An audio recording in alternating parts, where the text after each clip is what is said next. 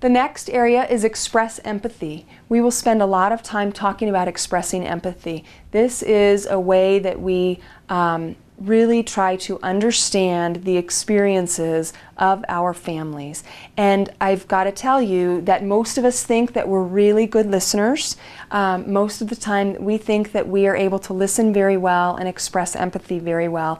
And in my experience, it's really hard to do in an 8-minute office visit.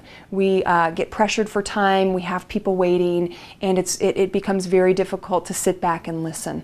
So we actually listen less than we think we are listening because of the other pressures that we have within our practices. Finally, the S in DARES is supporting self-efficacy. And that's the self-efficacy is the I can in someone. So we simply support their ability to, their confidence. We let them know that together we can do this and that we will be here to guide them, to walk beside them, and to help make good decisions with them, and that they can do this. And so sometimes it's simply just allowing them to build that confidence, that self-efficacy.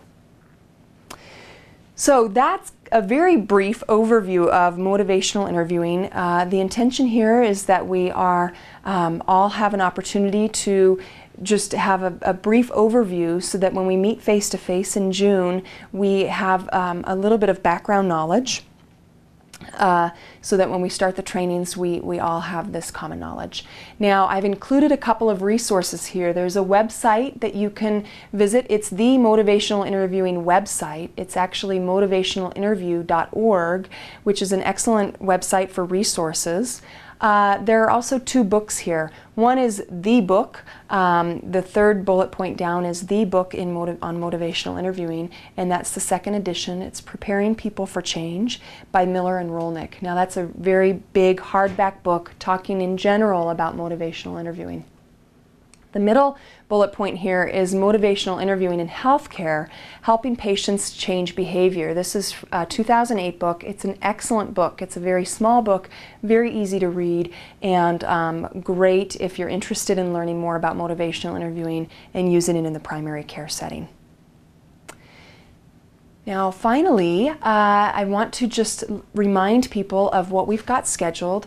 We have our face-to-face training. I will be in Maine on June 7th, 8th, and 9th, and we'll be in Portland, Maine on the 7th, in Augusta, Maine on the 8th, and up in Bangor, Maine on the 9th. So for those of you in those different areas, I look forward to seeing you on those days, and I'm really honored to be able to spend this time with you. Now the following dates, below the training dates, are coaching calls that we've already established, and what we'll do is we'll meet on your lunch hour, and I will call in from Albuquerque and we will do patient consultation. And so we have once a month set up from June to December, although we're skipping July for the summer, and we'll talk about cases, different specific cases, specific patients and families, and you'll get feedback from me in terms of how we can integrate motivational interviewing into your practice with these patients. So I think that's it for now. Enjoy the video, and I look forward to seeing you all in June.